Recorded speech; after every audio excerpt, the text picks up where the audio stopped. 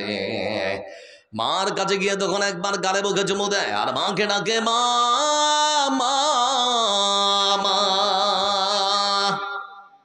কিন্তু মার ঘুম ভাঙে না। আমার বন্ধুরা, মার ঘুম ভাঙে না। ছোট্ট বাচ্চাটা বুঝতে পারে না মার শরীর থেকে নিতর দেহখানা পড়ে রয়েছে, জীবনটা বেরিয়ে গেছে। মাকে যতই ডাকা হোক না কেন মার ঘুম আর কোনোদিন ভাঙবে না। এই দৃশ্য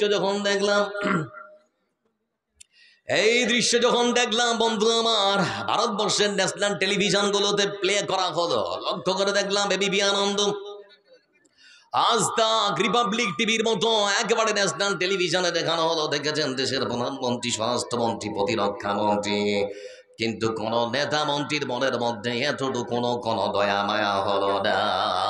ওরা তো হিন্দু, এজন্য বলতে যাচ্ছি এরা কারো ভালো চায় না। আসুন ফিরে বন্ধু আমার, বিশ্বনবী সাল্লাল্লাহু আলাইহি ওয়াসাল্লাম সম্পর্কে আমার আল্লাহ আরেক আয়াতে সুন্দর করে বলেন, ওয়া মা আরসালনাকা ইল্লা কাফাতাল লিন্নাস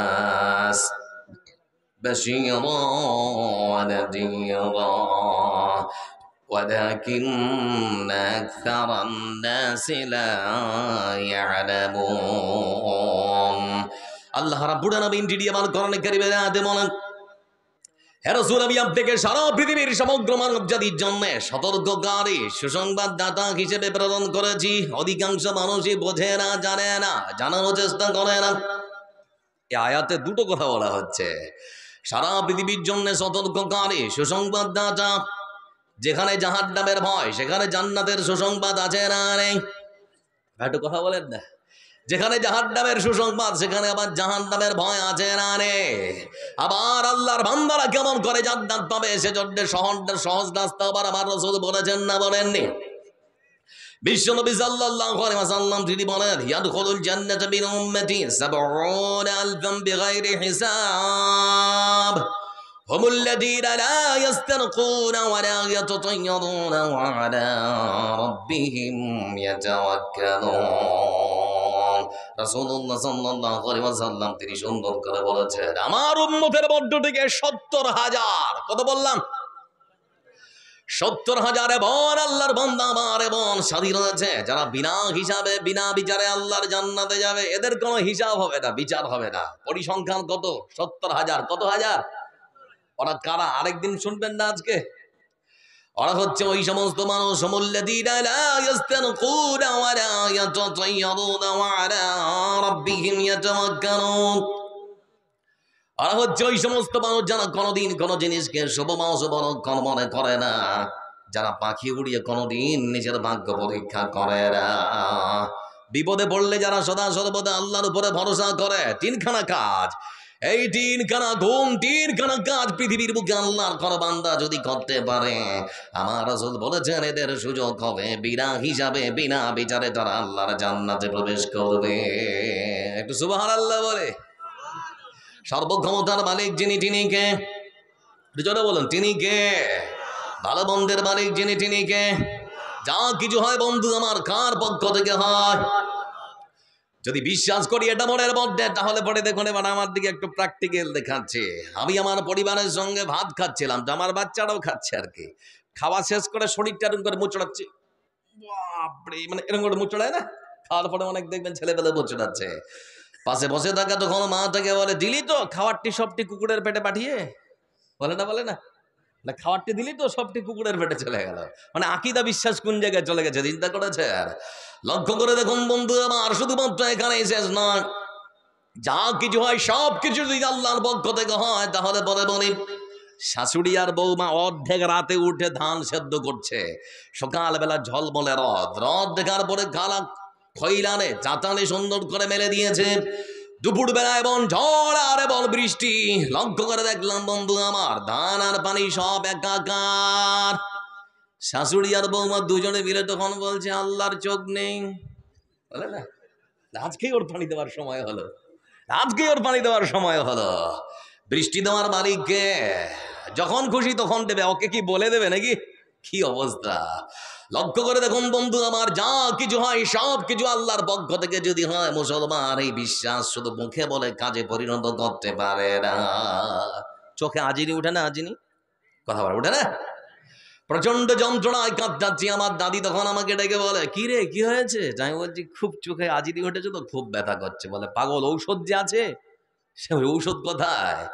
আমার দাদি তখন আমাকে ডেকে বলে, আমাদের বাড়ি নেই, পাশের বাড়ি যা, ওই ছোট্ট বাচ্চাটাকে একটু কাছে ডেকে নে, প্যান্টটা খোলে ওই জায়গায় চোখটা ঠেকিয়ে দে, তাহলেই ভালো হয়ে যাবে। বলে না, রোগ দিয়েছে আল্লাহ, ঔষধও তৈরি করেছে আল্লাহ, তাই তো নাকি? তো বিশ্বাস কত ভঙ্গুর, কত নিচে নেমে গেছে, ভাবতে পারে? আমার বন্ধুরা লক্ষ্য করে দেখুন, তিনি বলেছেন, হুমুল্লাযীনা লা ইস্তারকুনা ওয়া লা ইয়াতাতায়্যারুনা ওয়া আলা রাব্বিহিম ইয়াতাওয়াক্কালুন। যারা কোনোদিন কোনো জিনিসকে শুভ অশুভ লক্ষণ মনে করে না, যারা পাখি উড়িয়ে কোনোদিন নিজের ভাগ্য পরীক্ষা করে না, শুভ বা অশুভ লক্ষণ যারা মনে করে না। আপনার মেয়েটাকে বলি, যেমন টেলিভিশনে দেখে সেরকমই শেখে, পায়ের মধ্যে একটা কালো সুতা পেঁচানো থাকে না, থাকে না? কথা বলেন, থাকছে না? মুসলমানের মেয়েরাও পড়ছে। বলে কেন? বলে আমাকে বিপদ থেকে বাঁচাবে সেই যুদ্ধে। আমার যুবক ভাই যারা এখানে বসে আছে, অনেক যুবক ভাইয়ের হাতের আঙ্গুলে অষ্টাদশের আংটি থাকতে পারে, থাকে না, থাকে না? যদি জিজ্ঞেস করি ভাই কেন? বলে বিপদে পড়লে এই আংটি আমাকে বিপদ থেকে রক্ষা করে। এখন তোমার মতো যুবক ভাই যারা এই আকীদা পোষণ করো, তোমার জন্য একটু ওমর ইবনুল খাত্তাব রাদিয়াল্লাহু তাআলা আনহু উমরা করছেন। তোমরা করতে করতে করতে করতে হাজরুন আসওয়াদুন, মানে হাজরে আসওয়াদ, কালো পাথর, ওই কালো পাথরটার কাছে যখন পৌঁছে গিয়েছে, কালো পাথরটা কোথা থেকে এসেছে একটু খালি মাথায় উঠিয়ে দিই, ওটা জান্নাত থেকে এসেছে। একবার সবাই বলি, কোথা থেকে এসেছে? তার মানে ওটা জান্নাতি পাথর, তাই তো? সবাই বলে ওটা কোন পাথর? জান্নাতি পাথর। ওই জান্নাতি পাথরের কাছে দাঁড়িয়ে ওমর ইবনুল খাত্তাব রাদিয়াল্লাহু তাআলা আনহু পাথর কেটে কে বলছে, ও পাথর শুনে নাও, লা ইয়ানফাউকা ওয়া লা ইয়াদুরুক, তুমি তো মানুষের কোনো উপকার বা ক্ষতি করতে পারো না, তুমি তো একটা পাথর। আমি তোমাকে এখন চুম্বন করবো, চুমা খাবো, তুমি মনে করো না তোমার সম্মান আর তোমার মর্যাদা বাড়াবার জন্য আমি তোমাকে চুম্বন করবো, কারণ আমি লক্ষ্য করে দেখেছি আমার রাসূল স্বয়ং তোমাকে চুম্বন করেছে। রাসূলের সুন্নাহ পালন করার জন্য মূলত তোমাকে আমি চুম্বন করব। আমার বন্ধুরা, হযরত ওমর ইবনুল খাত্তাব রাদিয়াল্লাহু তাআলা আনহু জান্নাতি পাথরের সামনে দাঁড়িয়ে বলছেন, তুমি তো একটা পাথর, তুমি তো মানুষের কোনো উপকার বা ক্ষতি করতে পারো না। জান্নাত থেকে জান্নাতি পাথর যদি মানুষের কোনো উপকার বা ক্ষতি করতে না পারে, মানুষের হাতের আঙ্গুলের অষ্টাদশের আংটি মানুষের কেমন করে বিপদ থেকে বাঁচাতে পারে? সম্ভব নাকি? সর্বরকম বিনোদন আমাদের পার্শ্ববর্তী বাংলাদেশে আছে না নেই? কত রকম যে পীর আছে, জাহাজে করে আবার জান্নাতে দিয়ে যাবে নাকি? শুনছেন না? কেরামান কাতিবিন রোজ হাশরের দিন, কেরামান কাতিবিন রোজ হাশরের দিন, আল্লাহর কাছে যদি করে অভিযোগ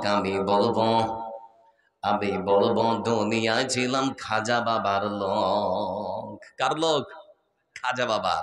আর খাজা বাবা সেদিন যদি বলে, বেটা আমি কি আমার লোক হতে বলেছিলাম, তখন তোমার কি হবে নাকি? তখন তোমার কি হবে? এজন্য আমরা বলি আমরা আল্লাহর বান্দা এবং রাসূলের অনুসারী, তাই তো নাকি? এজন্য বলতে যাচ্ছি বন্ধু, আমার ইসলাম পৃথিবীর মানুষকে শিখিয়েছে সততা, নম্রতা, ভদ্রতা, মানবতা। পৃথিবীর বুকে ইসলাম মানুষকে শিক্ষা দিয়েছে উদার ধর্মনীতির, কোন মানুষকে কষ্ট দিতে চায় না। এজন্য রাসূল সাল্লাল্লাহু আলাইহি ওয়াসাল্লাম মুসলমানদেরকে ডেকে বলেন, শুনবি মুসলমান কাকে বলে? তো মুসলমানের ডেফিনিশন, সংজ্ঞা দেওয়া হচ্ছে, আল মুসলিম মান সালিমাল মুসলিমুন মিন লিসানিহি ওয়া ইয়াদিহি। মুসলমান তাকেই বলা হয় যার হাত আর মুখ থেকে প্রতিবেশী কষ্ট পায় না। আপনার প্রতিবেশী যদি আপনার সম্পর্কে বলে লোকটা ভালো, তাহলে পরে নিজেকে মনে করবেন ভালো। আর আপনার প্রতিবেশী আপনার সম্পর্কে যদি বলে লোকটা খারাপ, মাথা ঠুকে দিল, আল্লাহর কাছে কখনো মুমিনের সার্টিফিকেট পাবেন না, অসম্ভব। এজন্য বলতে যাচ্ছি বন্ধু আমার, বিশ্বনবী সাল্লাল্লাহু আলাইহি ওয়াসাল্লাম তিনি শিক্ষা দিয়েছেন, আল মুসলিম মান সালিমাল মুসলিমুন, মুসলমান তাকেই বলা হয় যার হাত আর মুখ থেকে প্রতিবেশী নিরাপদ। আমার রাসূল সাল্লাল্লাহু আলাইহি ওয়াসাল্লাম আরেকখানা হাদিসে বলেছেন, মাইয়াদ মাল্লি মা বাইনা লিহিয়াইহি ওয়া মা বাইনা রিজলাইহি আদমাল্লাহুল জান্নাহ। রাসূলুল্লাহ সাল্লাল্লাহু আলাইহি ওয়াসাল্লাম তিনি আবার আরেক হাদিসের মধ্যে সুন্দর করে বলেছেন, শুনে না, পৃথিবীর বুকে আদম সন্তান তোমরা যদি দুটো জিনিসের দায়িত্ব নিতে পারো, এক মুখ আর লজ্জাস্থান, এই মুখ দিয়ে কাউকে খারাপ কথা বলবে না, গাল বন্ধ করবে না, বৈধ কিংবা হালাল জায়গা ছাড়া